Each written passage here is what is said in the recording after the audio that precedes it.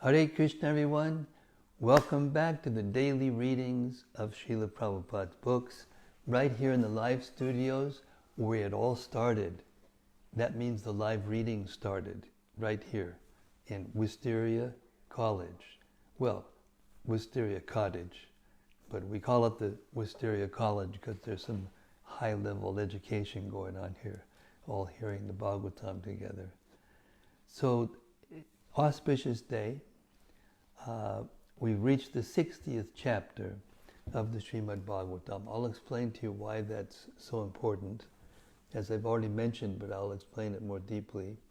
But first, let's hear the prayers of Sanatana Goswami, glorifying the Srimad-Bhagavatam, and then we'll give also a little summary of what the Srimad-Bhagavatam is historically. And then we'll start. We have a small group tonight of serious seekers.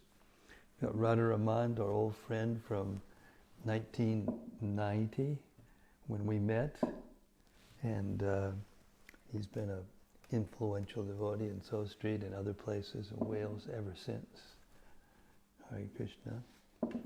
And we have Bhakta Alex from Eastern Europe coming to visit us. His twice-a-year visits. We welcome him. And Bhakta Said, who's become a regular fixture and helper of great magnitude, even though he may not think it's magnitude, but it is a big help, keeping this show on the road. And Abai, our latest initiate, just got initiated in Govardhan. This is the tight-knit, close spiritual family for tonight's readings. Okay, so let's read to all of you also out there in cyberspace the Srimad-Bhagavata Mahima Stotram by Srila Sanatana Goswami. It goes like this. Sarva Shastrabdi Piyusha Sarva Vedaika Satpala Sarva Siddhanta Ratnadya Sarva Lokaika Drikprada. O nectar from the ocean of all scriptures, singular fruit of all the Vedas, rich mine of the precious gems of all conclusive truths, you are the only giver of sight to all the worlds. Sarva Bhagavata Prana Srimad Bhagavata Prabhu Kalidvandodita Ditya Sri Krishna Parivartita. O life air of all the Supreme Lord's devotees, O Master Srimad Bhagavatam, you are the sun risen in the darkness of Kali. You are the exact image of Sri Krishna. Paramananda Pataya Prema Varshaksharayate Sarvada Sarvasevyaya Shri Krishnaya Namostume. I bow down to you, who are supremely blissful to read. Your every syllable pours down a flood of prema. You can always be served by everyone. You are Shri Krishna himself. Madeka Bando Matsangin Madguro Man Mahadana Man Nishtadaga Mad Bhagya Mad Ananda Namostute. My only friend, my constant companion, my spiritual master, my great wealth, my savior, my good fortune, my source of ecstasy, I bow down to you. Asadu sadhu tadayin atini chochata kada hanamun chagadachin mam prem narit kantayospuda. O bestower of saintliness to the unsaintly, O exalter of the most fallen, please never leave me, always appear in my heart and my voice with pure love. Om Namo Bhagavate Vasudevaya. Om Namo Bhagavate Vasudevaya. Om Namo Bhagavate Vasudevaya.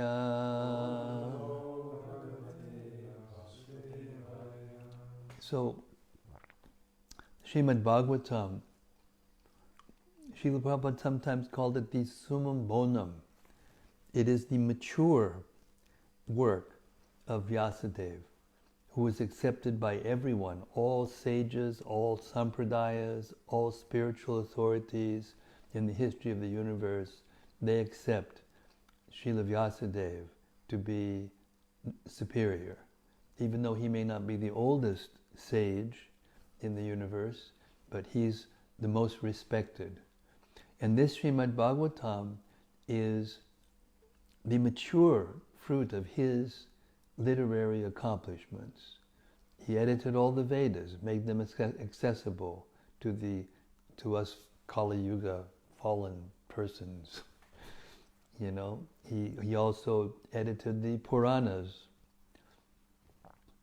and he compiled or wrote himself the Mahabharata and then summarized all of it in the Vedanta Sutra. And he was still not satisfied. So Narada Muni, his spiritual master, showed up just at that moment and was able to explain to Vyasadeva that he wasn't completely satisfied because he didn't adequately and sufficiently glorify Sri Krishna, the Supreme Personality of Godhead. Of course, he talked about him in all those literatures, but there was more emphasis on other things, on Karma Kanda, on Jnana Kanda, on Upasana Kanda, worshipping the demigods, philosophical treatises, how to discriminate between matter and spirit, and the sacrifices recommended in the Vedas, which are all important, factors, and they're all important because there's something in the Vedas meant for everyone. But the goal of the Vedas, as Krishna says himself, Vedaischa sarvar aham eva vedya, Vedanta krit vedavid eva chaham. Eva chaham means, Krishna means, he's saying, I'm the goal of the Vedas, I'm the knower of the Vedas, I'm the purpose of the Vedas.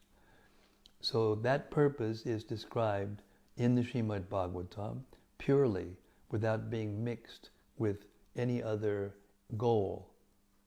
There's lots of stories in the Bhagavatam about mistakes that different demigods or different sages have made, how they cursed each other and run up with each other's wives and those things. But it all comes back to pure devotional service every single time, which gives us a clear vision of who Krishna is, and the fact that he's worshipping him is the goal of life.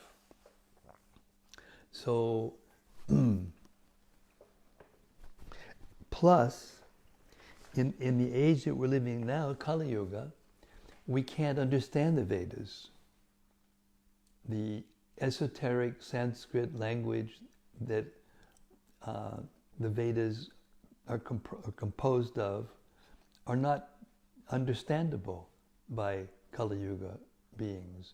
They're not understandable by most conditioned souls below a certain stature of the universe, especially on the earth. What to speak of in the Kali Yuga? So we get the essence of all the Vedas, of the Upanishads, of all the itihasas, the histories.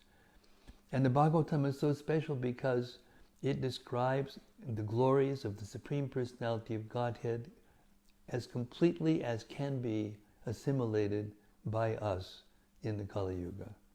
There's 335 chapters, and out of those, 90 chapters are devoted completely to the pastimes of Krishna, which are the most variegated, the most wonderful, the most full of ecstatic tastes. Rasovaisa, Krishna is the source of all tastes in relationship and pure activities in devotional service. So for all these reasons, the Bhagavatam is not only important, it is essential in this Kali Yuga. And you could say the holy name of the Lord and the Srimad-Bhagavatam, as we just read in this prayer by Sanatana Goswami. It is a literary incarnation of Krishna. It's not different than Krishna. We associate with Krishna and Krishna's pure devotees in the Bhagavatam exclusively.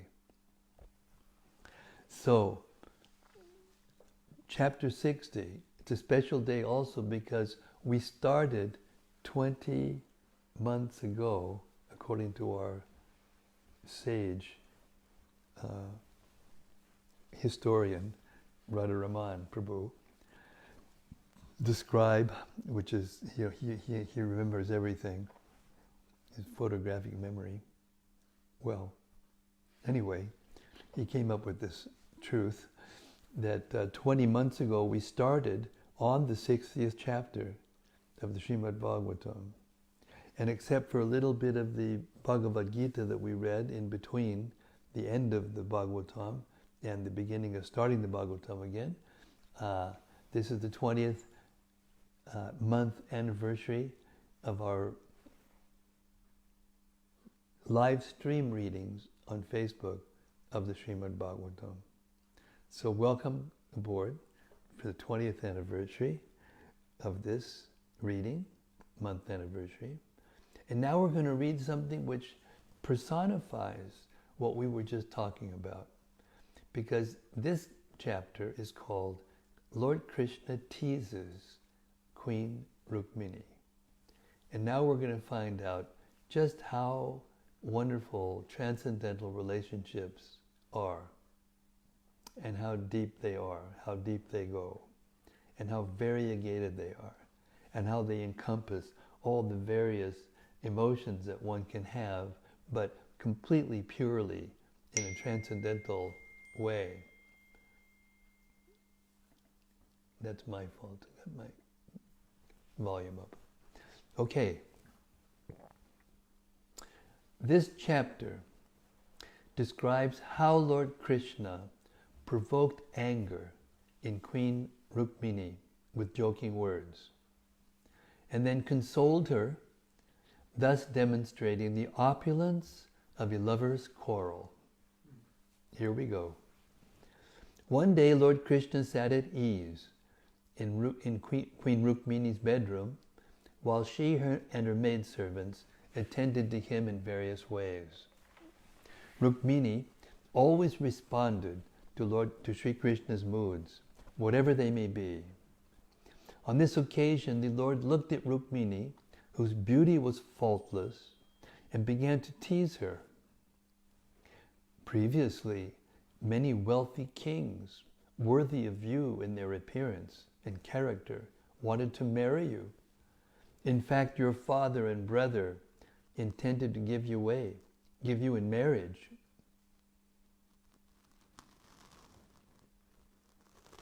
In fact, your father and brother intended to give you in marriage to Shishupal.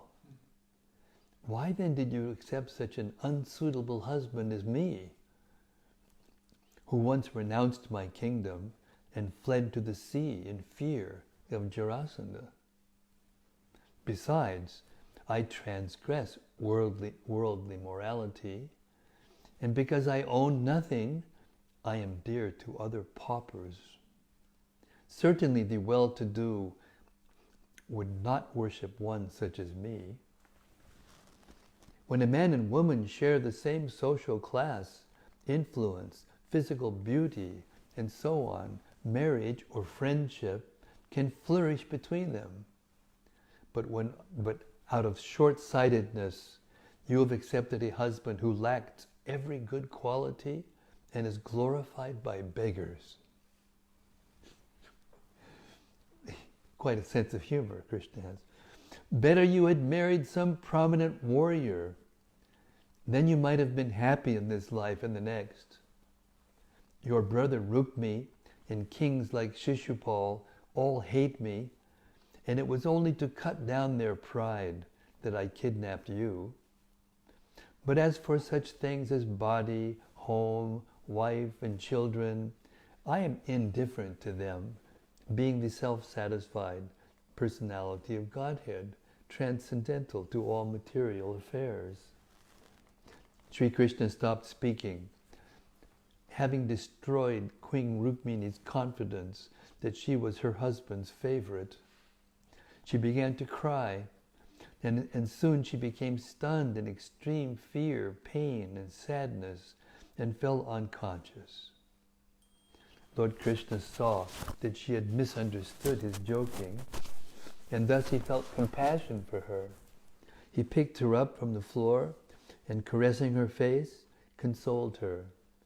I know you are totally attached to me. It was only out of eagerness to see your lotus face adorned with a frown that I teased you. To joke with one's beloveds is the highest enjoyment for householders. These words dispelled Rukmini's fear of rejection. Seeing that Krishna had spoken only in jest, she said, "What you said about the two of us being mismatched is actually true. After all, no one is equal to you, the omnipotent master of the three principal deities, Brahma, Vishnu, and Shiva." Rukmini went on to show how everything Krishna had said denigrating himself was actually glorification. We'll talk about that in the chapter itself. Lord Krishna then spoke to Rukmini with deep affection. I did not intend to agitate your mind with my joking words. Rather, I wanted to demonstrate the strength of your chastity. Anyone who prays to me for sense gratification and happiness in family life is simply deluded by my illusory energy, Maya. Such a person will take a low birth. Ordinary men with corrupt desires cannot possibly worship me faithfully, as you have done. At the same time, at the time of your marriage, you showed no interest in any of the royal suitors. Rather, you sent a Brahmana messenger for me. Thus you are certainly the most beloved of all my consorts. In this way, the Lord of the universe, Sri Krishna, took pleasure in joking with the goddess of fortune, in her form as Rukmini, and in a similar fashion, he fulfilled all the duties of a householder in each palace of his other queens. So what kind of literature is this that gives you this level of detail into the personal dealings and mentality of God and his eternal associates? There's nothing that can even approach it. Our good fortune knows no limit. Text 1. She said, that's Shukadeva Goswami, once, in the company of her maidservants, Queen Rukmini was personally serving her husband, the spiritual master of the universe, by fanning him as he relaxed on her bed. Purport. Srila Vishwanath Chakravarti poetically notes that in this chapter, Rukmini Devi is like fragrant camphor crushed on the grinding stone of Lord Krishna's speech. In other words, the lovely, chaste qualities of Rukmini will become manifest as a result of Lord Krishna's apparently insensitive words, just as campher's fragrance becomes manifest when granules of camphor are crushed by a grinding stone. The Acharya further points out that Rukmini is personally serving the Lord because he is Jagat Guru, the spiritual master of the universe, and her husband. Text 2. The unborn personality of Godhead, the supreme controller, who creates, maintains, and then devours this universe simply as his play, took birth among the Yadus to preserve his own laws. Purport. As stated in the 6th canto of the Srimad-Bhagavatam, 6.3.19, Dharmam tu sakshad bhagavat pranitam. Religion is the law established by God. The word setu means a boundary or limit, as in the case of a dike.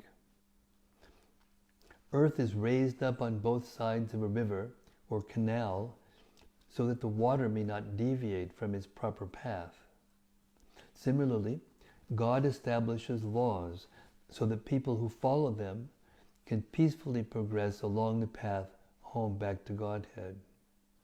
These laws, which are meant to guide human behavior, are thus called setu.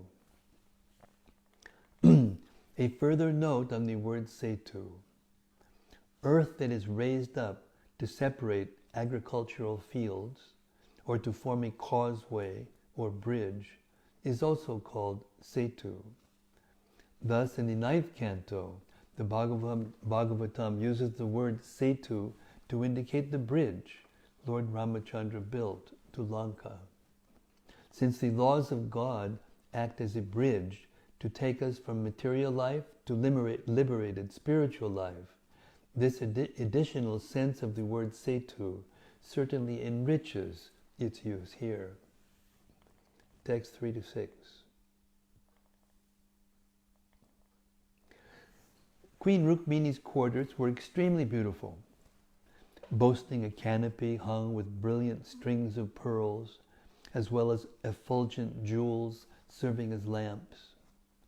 Garlands of jasmine and other flowers hung here and there, attracting swarms of humming bees, and the spotless rays of the moon shone through the holes of the lattice windows. As Uguru incense drifted out of the window holes, my dear king, the breeze, wafting the scent of the Parijata grove, carried the mood of a garden into the room. There the queen served her husband, the supreme lord of all the worlds, as he reclined upon an opulent pillow on her bed, which was as soft and white as the foam of milk. Purport. According to Srila Sridhar Swami, Rukmini's palace was quite famous then as now, and these descriptions give a glimpse into its opulence.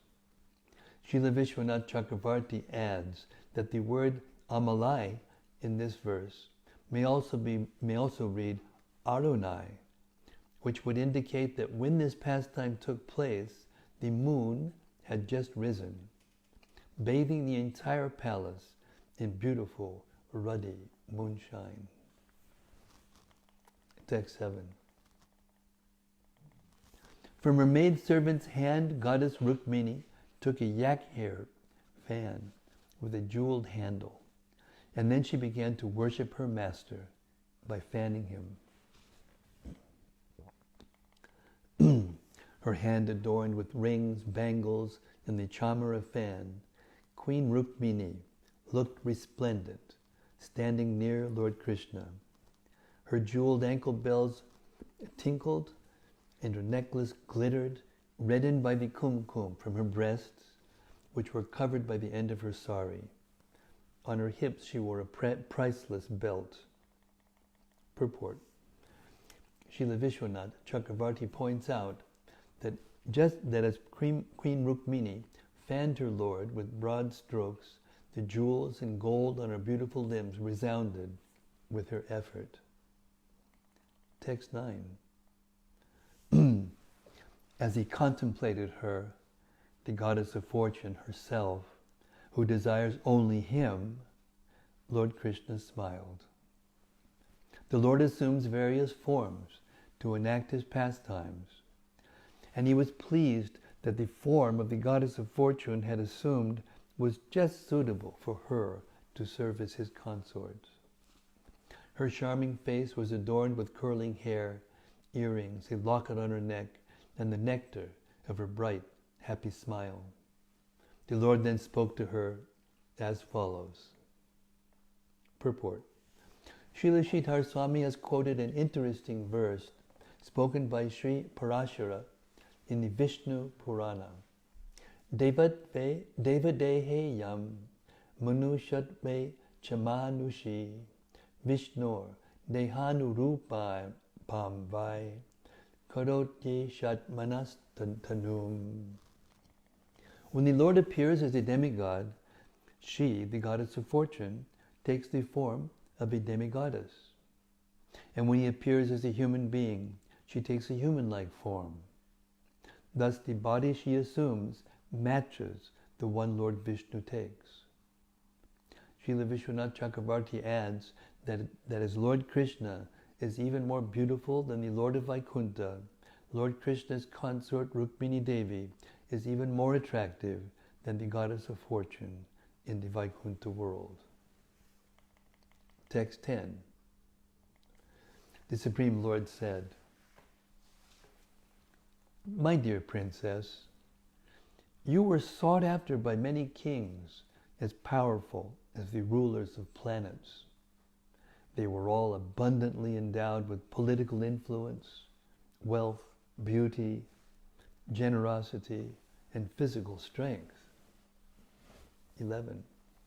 Since your brother and father offered you to them, why did you reject the king of Chedi and all those other suitors who stood before you maddened by Cupid? Why instead did you choose us, who were not at all your equal? 12. Terrified of these kings, O lovely browed one, we took shelter in the ocean. We have become enemies of powerful men, and we practically abandoned our royal throne. Purport. Srila Vishwanath Chakravarti comments on this verse as follows. The Lord's mentality here can be understood as follows. When I gave Rukmini a single flower from the heavenly Parijata tree, Satyabhama showed such a torrent of fury that I could not pacify her even by bowing down at her feet. Only when I gave her a whole Parijata tree was she satisfied. Rukmini, however, did not display any anger, even when she saw me give Satyabhama the whole tree. So how can I enjoy the nectar of angry words from this wife, who never feels jealousy, who is supremely sober, and who always speaks pleasingly? Thus considering, the Supreme Lord decided, if I speak like this to her, I will be able to provoke her anger. This is how some authorities explain Krishna's speech to Rukmini.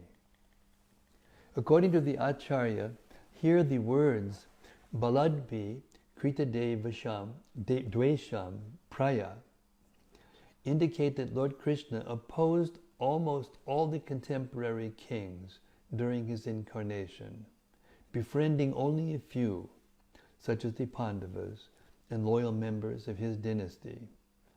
Of course, as stated in the beginning of the 10th canto, Lord Krishna appeared specifically because the earth was overburdened by innumerable bogus kings, and he wanted to remove this burden.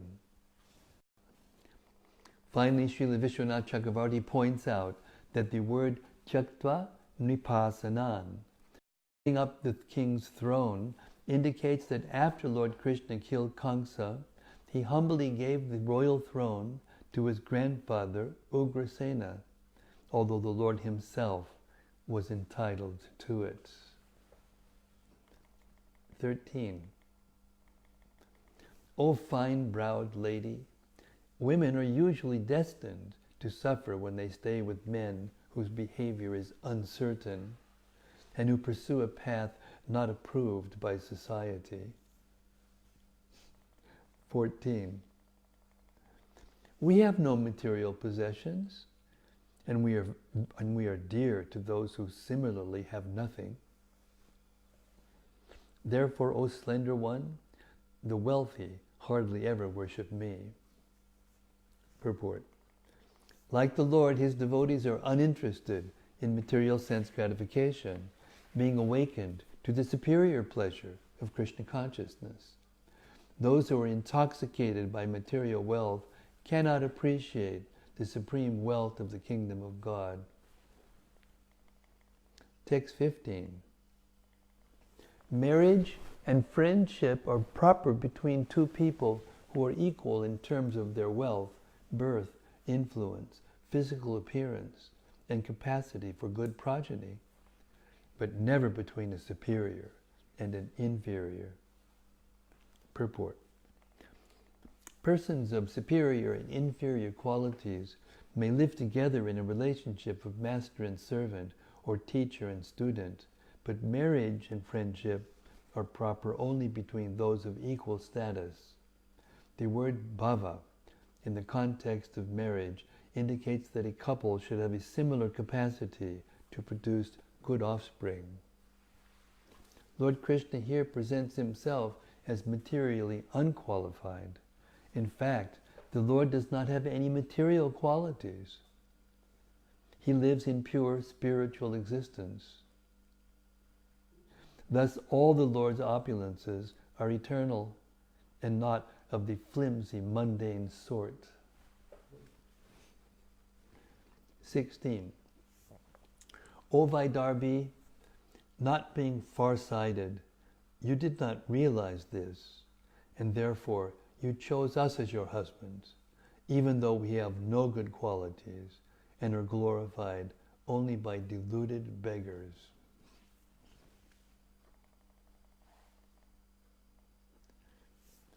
Now you should definitely accept a more suitable husband, a first-class man of the royal order who can help you achieve everything you want, both in this life and the next.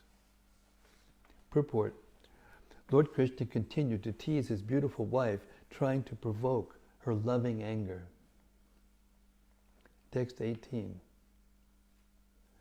Kings like Shishupal, Shalva, Jarasandha, and Dantavakra all hate me, O beautiful thighed one, and so does your elder brother, Rukmini. 19. It was to dispel the arrogance of these kings that I carried you away, my good woman, for they were blinded by the intoxication of power. My purpose was to curb the strength of the wicked. Text 20. We care nothing for wives, children, and wealth. Always satisfied within ourselves, we do not work for body and home, but like a light, we merely witness. 21. Shukadeva Goswami said, Rukmini had thought herself especially beloved by the Lord because he never left her company. By saying these things to her, he vanquished her pride, and then he stopped speaking. 22. Goddess Rukmini had never before heard such unpleasantries from her beloved, the Lord of the universal rulers, and she became frightened. A tremor arose in her heart, and in terrible anxiety she began to cry. Text 28. With her tender foot effulgent with the red glow of her nails, she scratched the ground, and tears darkened by her eye makeup sprinkled her kumkum-reddened breasts. There she stood, face downward, her voice choked up by extreme sorrow. 24. Rukmini's mind was overwhelmed with unhappiness, fear, and grief. Her bangles slipped from her hand, and her fan fell to the ground. In her bewilderment, she suddenly fainted, her hair scattering all about her as her body fell to the ground like a plantain tree blown over by the wind. Purport. Shocked by Lord Krishna's words, Rukmini could not understand that the Lord was only teasing, and thus she displayed these ecstatic symptoms of grief, which Srila Vishwanath Chakrabarti characterizes as sattvika ecstasies, ranging from becoming stunned to disillusion. 35.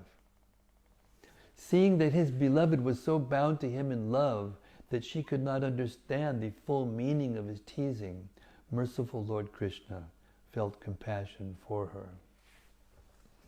26. The Lord quickly got down from the bed, manifesting 4 arms. He picked her up, gathered her hair, and caressed her face with his lotus hand. Purport. The Lord manifested 4 hands so that he could do all these things simultaneously. Text 27 and 28.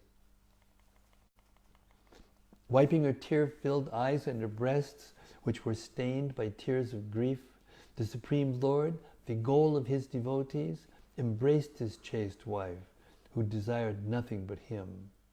O King! Expert in the art of pacification, Sri Krishna tenderly consoled pitiable Rukmini, whose mind was bewildered by his clever joking, and who did not deserve to suffer so. 29. The Supreme Lord said, O Vaidarbhi, do not be displeased with me. I know that you are fully devoted to me.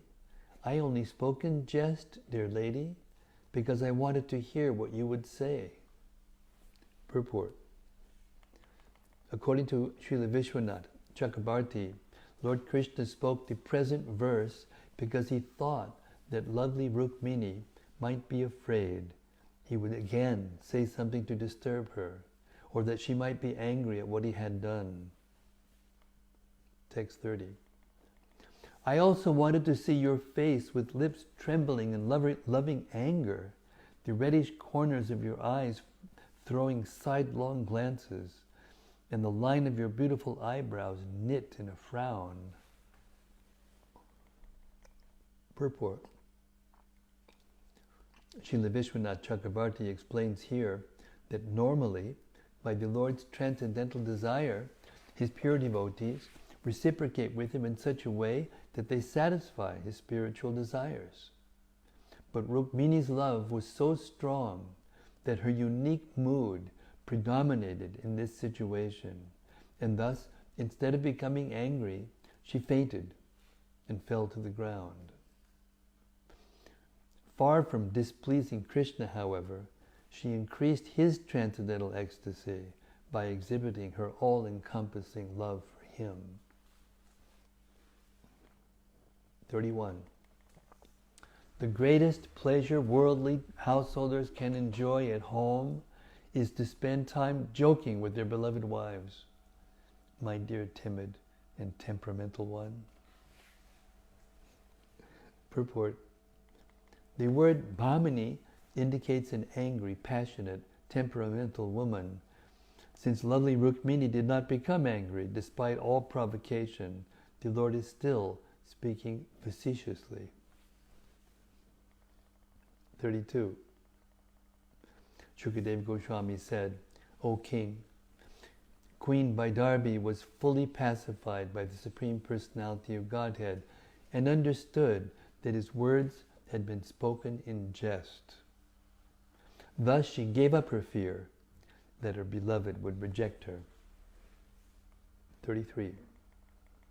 Smiling bashfully as she cast charming, affectionate glances upon the face of a Lord, the best of males, Rukmini spoke the following, O descendant of Bharat. 34. Sri Rukmini said, Actually, what you have said is true, O lotus-eyed one. I am indeed unsuitable for the Almighty Personality of Godhead. What comparison is there between the Supreme Lord, who is master of the 3 primal deities, and who delights in his own glory, and myself, a woman of mundane qualities, whose feet are grasped by fools? Purport. Srila Sridhar Swami lists the faults Lord Krishna had described in himself that he claimed disqualified him from being Rukmini's husband. These include incompatibility, fearfulness, taking shelter in the ocean, quarreling with the powerful, abandoning his kingdom, uncertainty as to his identity, acting against ordinary standards of behavior, having no good qualities, being praised falsely by beggars, aloofness, and lack of desire for family life. The Lord claimed that Rukmini had failed to recognize these bad qualities in him. Now she begins to respond to all the Lord's statements. First, she responds to Sri Krishna's statement in text 11 of this chapter. Kasman no varishe saman. Why did you select us who were not equal to you? Here Srimati Rukmini Devi says that she and Krishna are certainly not equal, for no one can be equal to the Supreme Lord. Srila Vishwanath Chakravarti further points out that in her extreme humility, Rukmini is identifying herself with the Lord's external energy, which in fact is her expansion, Rukmini being the goddess of fortune. 35. Yes, my lord Urukrama, you lay down within the ocean as if afraid of the material modes, and thus in pure consciousness you appear within the heart as the Supersoul. You are always battling against the foolish material senses, and indeed even your servants reject the privilege of royal dominion, which leads to the blindness of ignorance. Purport. In text 12, Lord Krishna said, Raja bhyo bibyatak subru samudram sharanam gatan. Out of fear of the kings, we took shelter in the ocean. Here Srimati Rukmini Devi points out that the actual rulers of this world are the gunas, the material modes of nature, which impel all living beings to act. Srila Vishwanath Chakravarti points out that because Lord Krishna fears that his devotee will come under the influence of the modes of nature and become entangled in sense gratification, he enters the internal ocean of their hearts, where he remains as the omniscient Supersoul, Upalam Banamatra Atma. Thus he protects his devotees.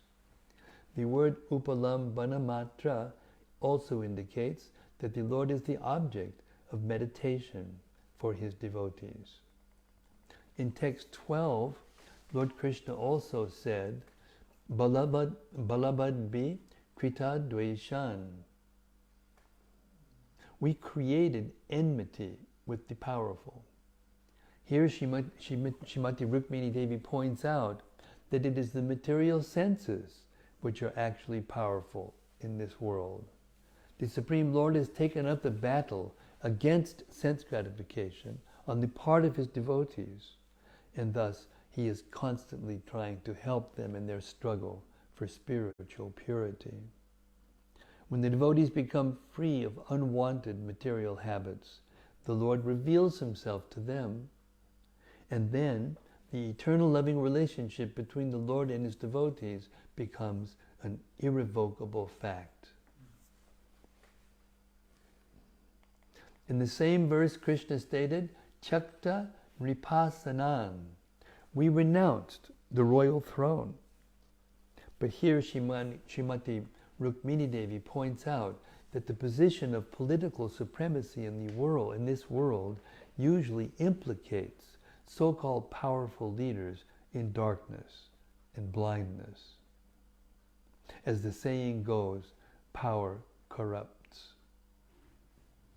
Thus, even the Lord's loving servants tend to shy away from political intrigue and power politics. The Lord himself being completely satisfied in his own spiritual bliss, would hardly be interested in occupying mundane political positions. Thus, Srimati Rukmini Devi correctly puts the Lord's actions as evidence of his supreme transcendental nature. 36. Your movements, inscrutable even for sages who relish the honey of your lotus feet, are certainly incomprehensible for human beings who behave like animals. And just as your activities are transcendental, all-powerful Lord, so too are those of your followers. Purport. Here Queen Rukmini replies to Lord Krishna's statement in text 13, Aspashta Vartmanam Pungsang Aloka Patam Yusham Astitam Padavim Subru Prayat Siddhanta Yoshitaha. O fine-browed lady, women are usually destined to suffer when they stay with men whose behavior is uncertain and who pursue a path not approved by society. In the present verse, Rukmini is taking the term alokapatam to mean unworldly path. Those who are entangled in worldly behavior are trying to enjoy this world more or less like animals. Even if such people are culturally advanced, they should simply be considered sophisticated or polished animals. Srimati Rukmini Devi points out that because the Lord's activities are always transcendental, they are aspashta, or unclear, to ordinary people. Even the sages trying to know the Lord cannot perfectly understand these activities. 37. You possess nothing because there is nothing beyond you.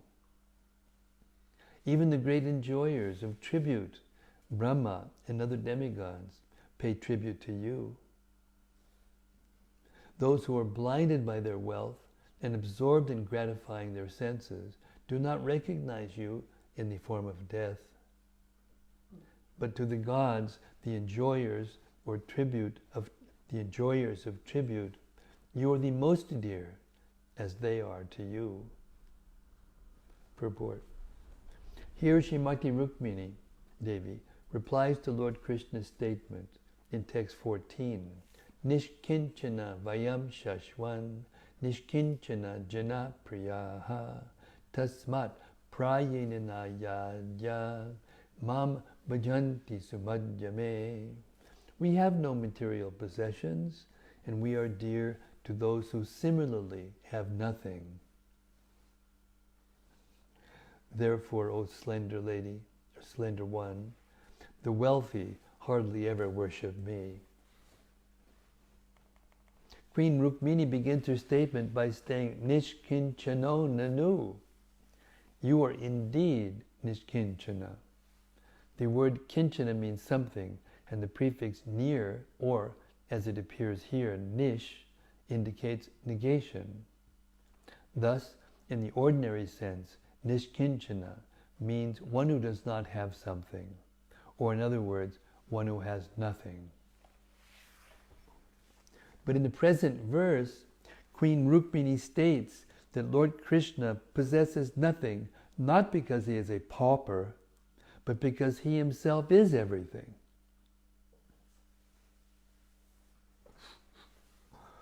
In other words, since Krishna is the absolute truth, all that exists is within him. There is no second thing, something outside the Lord's existence, for him to possess. For example, a man may possess a house or a car or a child or money, but these things do not become the man.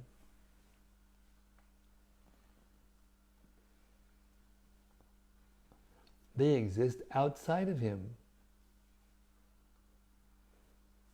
We say he possesses them merely in the sense that he has control over them. But the Lord does not merely control his creation. His creation actually exists within him. Thus, there is nothing outside of him that he can possess in the way that we possess external objects. The Acharyas explain Nishkinchana in the following way. To state that a person possesses something implies that he does not possess everything. In other words, if we say that a man owns some property, we imply that he does not own all property, but rather some specific property. A standard American dictionary defines the word sum as a certain indefinite or unspecified number, quantity, etc., as distinguished from the rest. Okay, I found this on the web for definition for A. Check it out. Okay, Siri, thanks. See you later.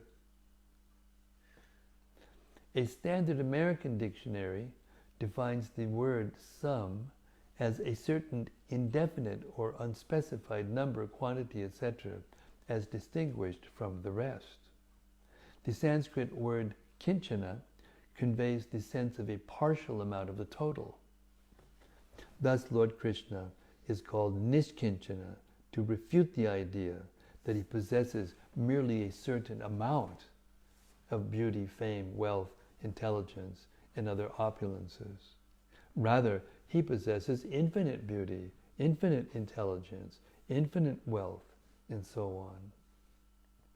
This is so because he is the absolute truth. Srila Prabhupada begins his introduction to the first canto, volume 1 of the Srimad-Bhagavatam with the statement, which is quite relevant to our present discussion. The concept of God and the conception of the absolute truth are not on the same level. The Srimad-Bhagavatam hits on the target of the absolute truth. The conception of God indicates the controller, whereas the conception of the absolute truth indicates the Summum, Bonum, or the ultimate source of all energies. Here Srila Prabhupada touches upon a fundamental philosophical point.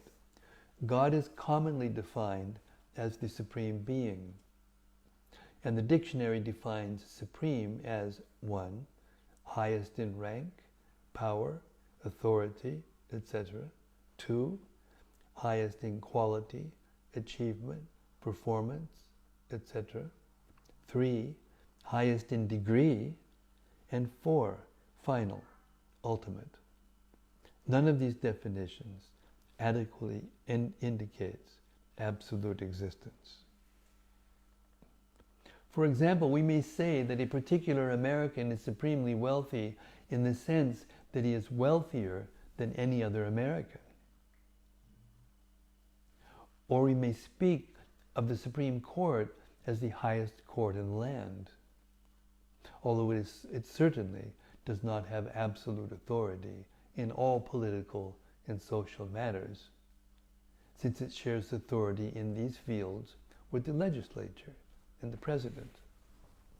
In other words, the supreme indicates the best in the hierarchy, and thus the Supreme Being may merely be understood as the best or greatest of all beings, but not as the very source of all other beings, and indeed of everything that exists.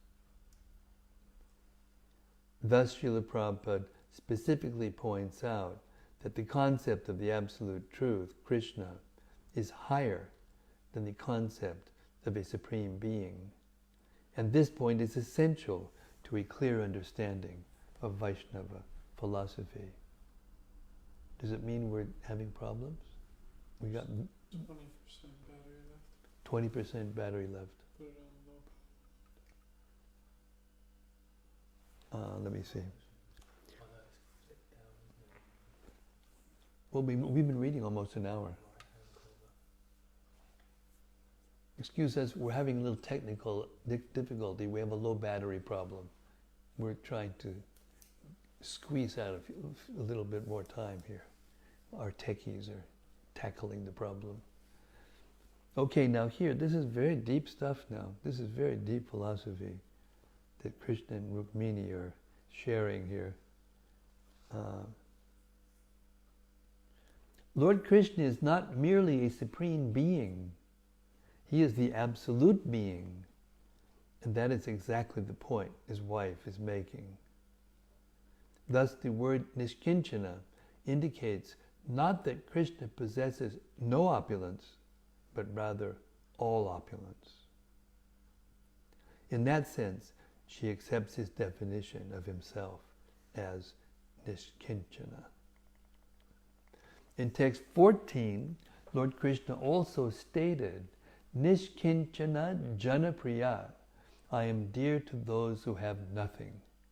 Here, however, Queen Rukmini points out that the demigods, the wealthiest souls in the universe, regularly make offerings to the Supreme Lord. We may assume that the demigods, being the Lord's appointed representatives, know that everything belongs to Him in the sense that everything is part of Him, as explained above. Therefore, the statement, Nishkinchana janapriyat, is correct in the sense that since nothing exists except the Lord and His potencies, no matter how wealthy the Lord's worshippers appear to be, they are in fact offering Him nothing but His own energy as a loving act. The same idea is exemplified when one worships the Ganges River by offering Ganges water, or when a child gets money from his father on the father's birthday and buys him a gift. The father is paying for his own present, but what he really is really interested in is his child's love. Similarly, the Supreme Lord manifests the cosmos, and then the conditioned souls collect various items of the Lord's creation. Pious souls offer some of the best items from their collection back to the Lord as a sacrifice, and thus purify themselves. Since the whole cosmos and everything in it is simply the Lord's energy, we may say that those who worship the Lord possess nothing. In more conventional terms, people who are proud of their great wealth do not bow down to God. Queen Rukmini also mentions these fools, satisfied with their temporary bodies, they do not understand the divine power of death which stalks them. The demigods, however, who are by far the wealthiest living beings, regularly offer sacrifice to the Supreme Lord, and thus the Lord is most dear to them, as stated here. What a purport! I'm saying this again and again, that my godbrothers, Ridananda Das Goswami, Srila Ridananda Das Goswami, Gopi Puranadana Prabhu, and His Grace Dravida Prabhu, who finished this Bhagavatam on behalf of Prabhupada, were definitely, from my point of view, empowered to do it by Prabhupada. Who could write such a purport and analyze this verse? Of course, they're getting it from the acharyas, but still, you have to translate it, and you have to compose it, and you have to put it into English. It's very difficult. So these are the glories of the Lord's devotees and the Lord's devotees of the devotees of the devotees.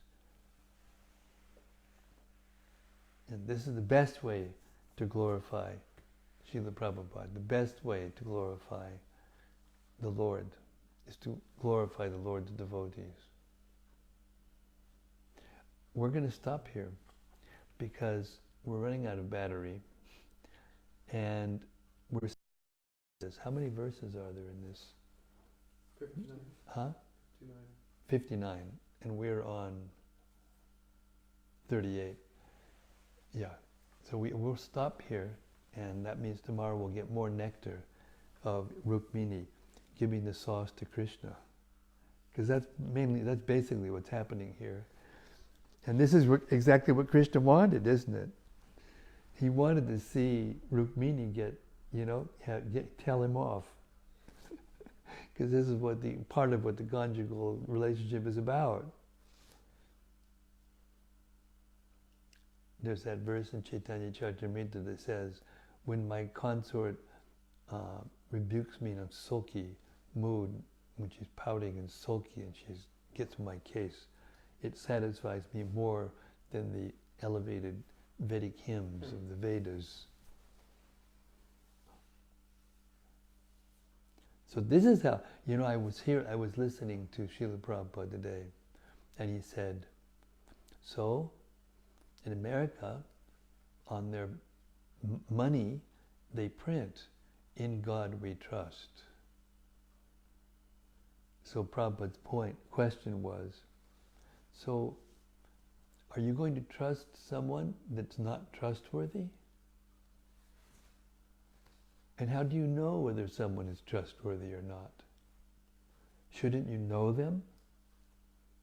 Shouldn't you know God well enough to know whether He's trustworthy? So, who is God? What's He like? Does anyone know? And if you ask anybody on the street, they've got the foggiest idea.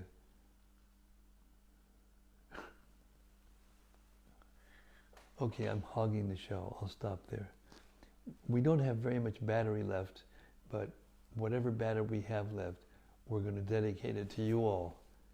And whoever has something to say, that this deep, beautiful rebuke of Krishna by Rukmini and his brilliant analysis of himself, if anything's stuck in your mind that you want to share with us, please do, or you want to discuss further, we'll try, at least as long as we have some battery left. And Hare Krishna. The ball is now in your court. Hare Krishna.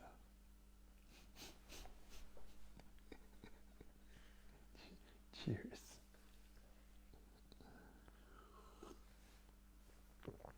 Radharaman's got something. I can feel it coming. When his finger goes up in the air, you know he's going to say something profound.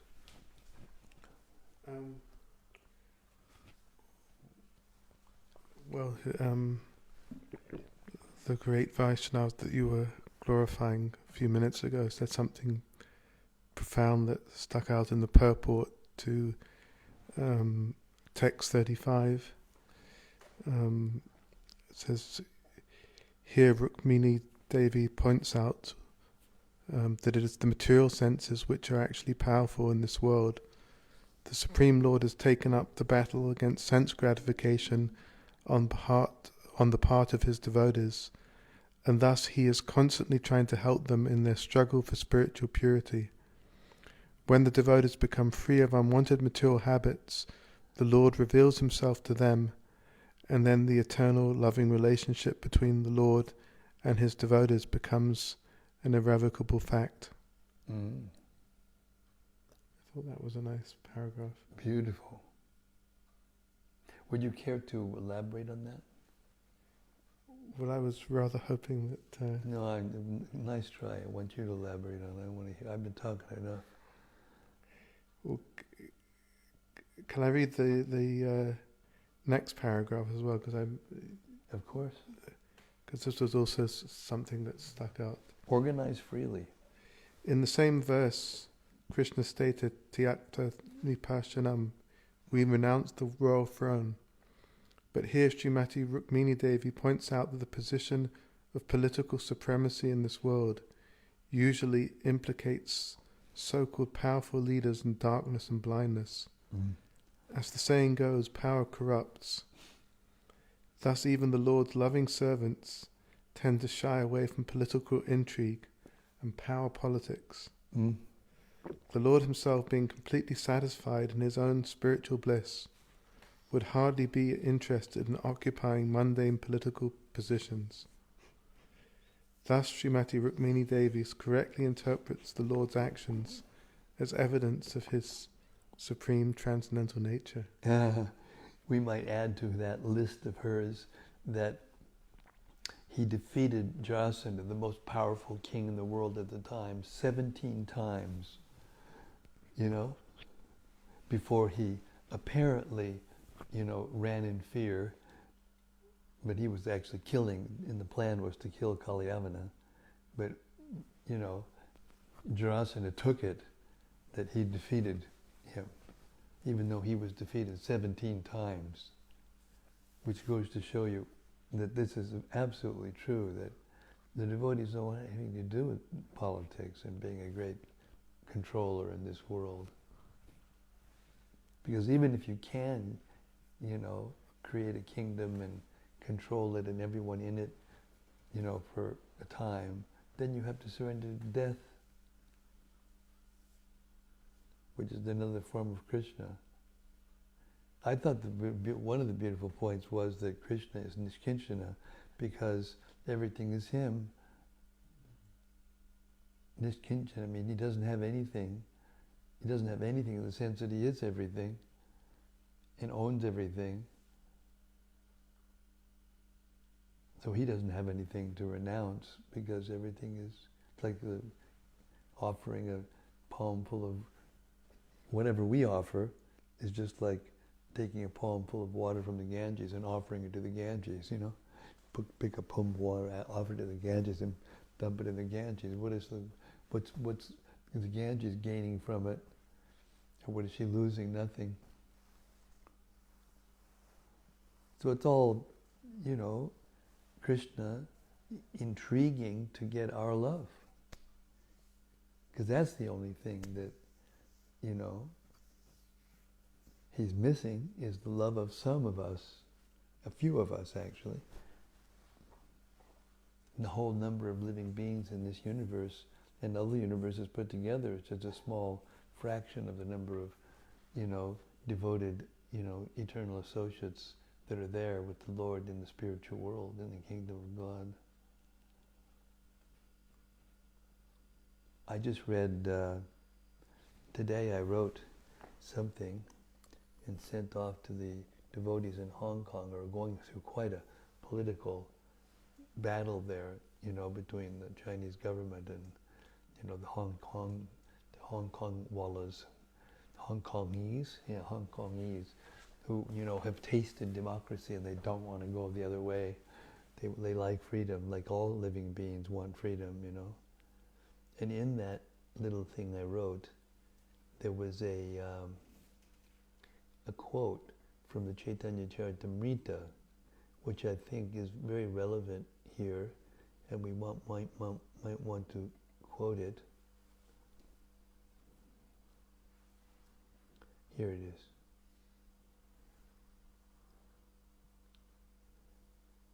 With your permission, I'll read it. Do we have enough time? How much time do we have? Do we have 10%? 12%. We can do it.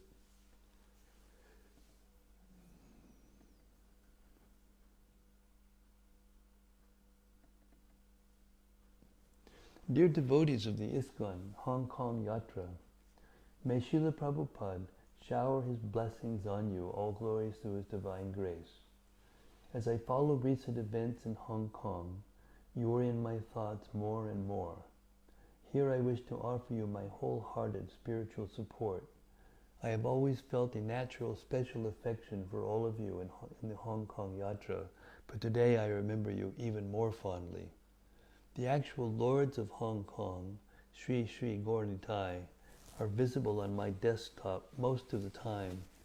They are truly the most gorgeous Gaur-Nitai deities in the world, and the exuded flood of compassion that must be their reaction to the difficult preaching field Hong Kong has always been. Everywhere I go, devotees see them on my computer screen, make the same comments. Please don't forget that you are the most fortunate devotees in the world to have the opportunity to see them and feel the waves of compassion and kindness flowing from them. It's easy to take for granted the mercy we've been given to have come into contact with Srila Prabhupada's movement. His divine grace would often tell us to remember what it was like to be without Krishna consciousness, to be completely ignorant of why we suffer in this material world, and the fact that there is a permanent, ultimate solution to our problems, individual and collective. That will not only help us to realize how fortunate we are, but also to see clearly how unfortunate are those on both sides of the political struggle going on in Hong Kong.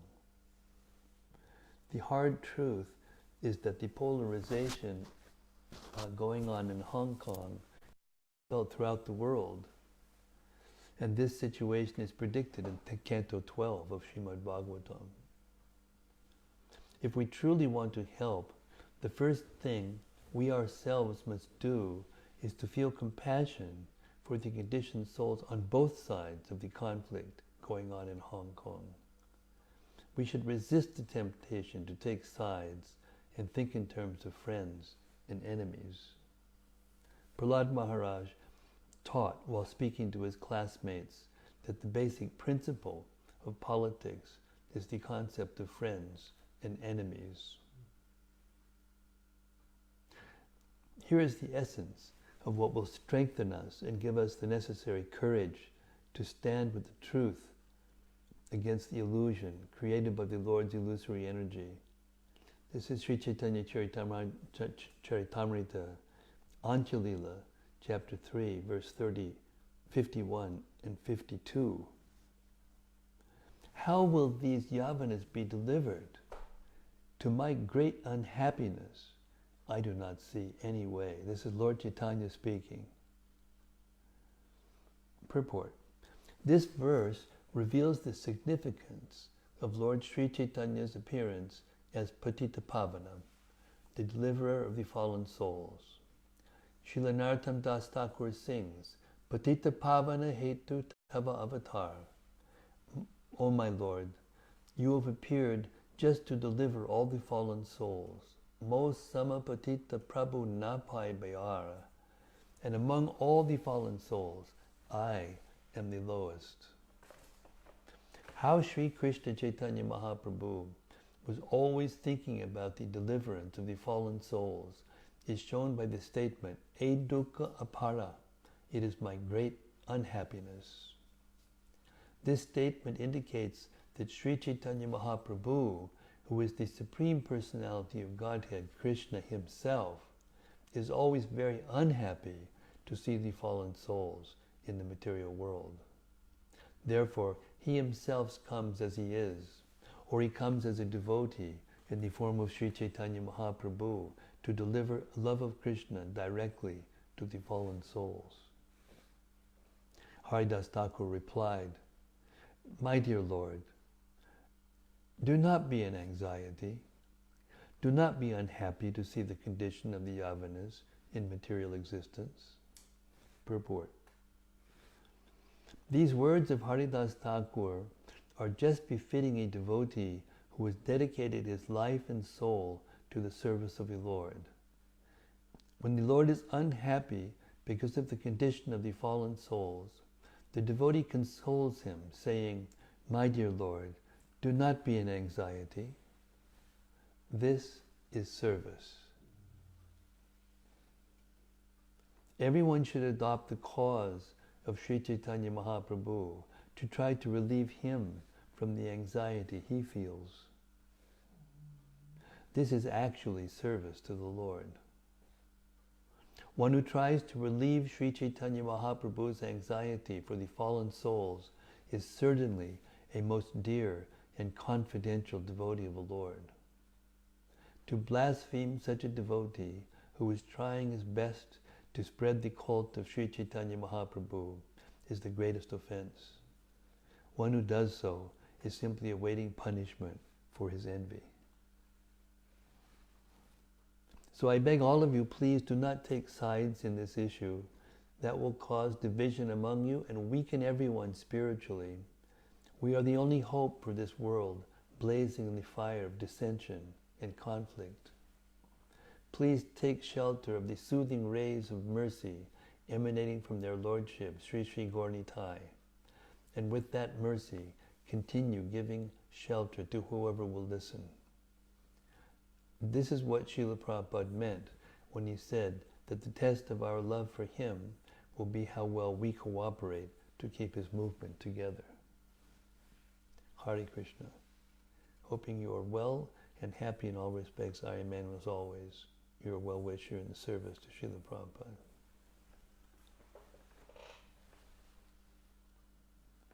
So I couldn't help but think when Rukmini was talking about, to Krishna.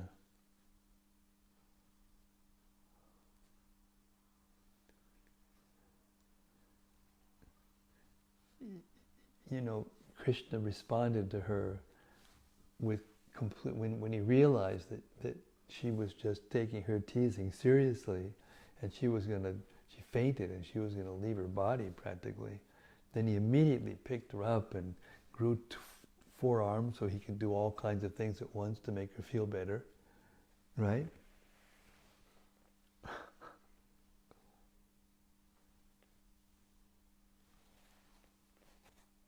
So this is why we should serve, why should we should preach, why should we worship Krishna and all his loving associates and Lord Sri Chaitanya Mahaprabhu. It's out of devotion. We should do out of devotion. Anyway, Hare Krishna. Do we have any comments from out there in cyberspace?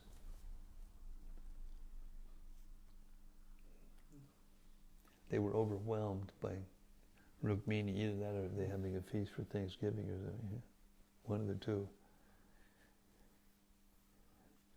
So thank you so much, everyone, and it is our extreme good fortune that we get to associate together and hear Lord Krishna's pastimes like this, which is so uplifting and so enlightening and expanding our consciousness, giving us food for thought that will bring us out of material anxiety and illusion. We're great fortune. So please always remember how fortunate we are. I was mentioned in this little letter to the Hong Kong devotees that Prabhupada sometimes would ask us if we do get into anxiety for whatever reason, just to, go back in time in our mind to the point where we knew nothing about Krishna and try to remember what it was like. And then we will be very, very grateful. And then we will be able to see the souls who don't know anything about Krishna and want to help them. That's the spirit of this time of the year when we all go out and try to distribute Prabhupada's books to the masses of people who are frantically trying to enjoy by buying something.